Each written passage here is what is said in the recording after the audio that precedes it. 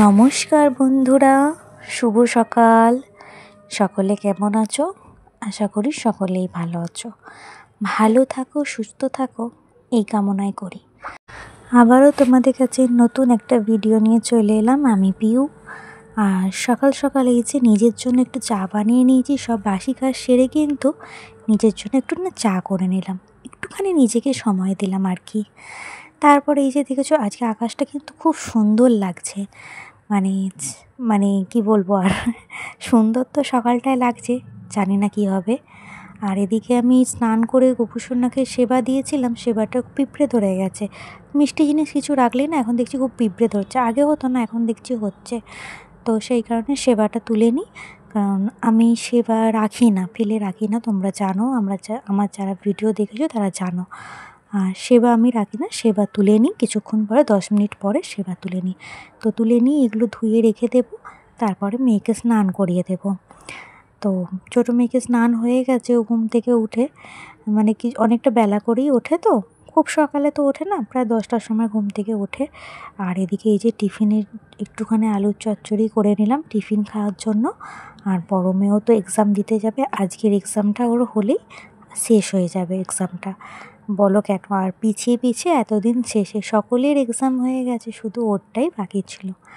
আর আজকে তো রান্নায় সেরম কিছু করব না, জাস্ট ঝোল আর ভাত করব, সেই কারণে এইটাই আনাজ করা ছিল।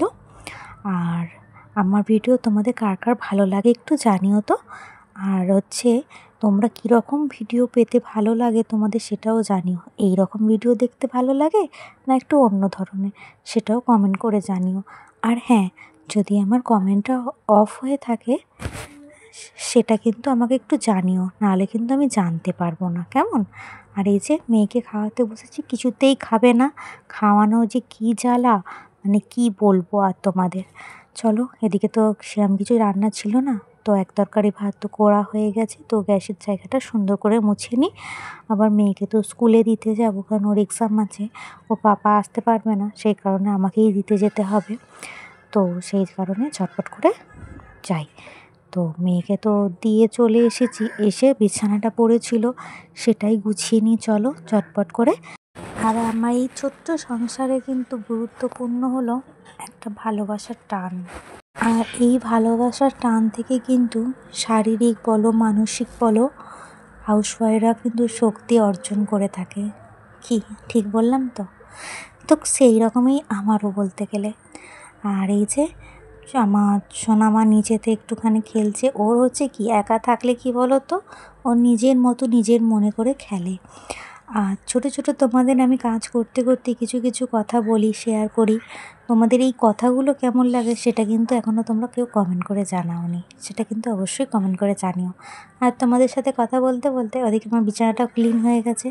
আর কাজের মাধ্যমে মাধ্যমে একটু করে জল খাওয়া কিন্তু অবশ্যই দরকার। আমি তো খাই, তোমরাও কিন্তু খেও। নিজেদের দিকেও কিন্তু একটুখানি নিজেকে খেয়াল রাখতে হবে, কি তাই তো? আর এই যে দেখো, আকাশটা এত সুন্দর লাগছে বলার মতন। আমাদের বাড়ির পাশেই কিন্তু দামোদর নদী, দেখতে পেয়েছো কত সুন্দর লাগছে। আমরা মাঝে মধ্যে ভাবি এই রকম নদীর মতো যদি আমাদের জীবনটাও যদি সোজা বয়ে চলে যেত, কতই না ভালো হতো, তাই না? চলো যাই হোক, আর নিজের জীবনের কথা তো এত নিজে ভাবলে হয় না, সবই ওপরওয়ালার হাতে। তো যাই হোক, আজকের ভিডিওটা কেমন লাগলো জানিও। আমার ভিডিওটা কিন্তু এতটুকুই ছিল, কমেন্ট করে জানিও। ভালো থেকো, সুস্থ থেকো, টাটা।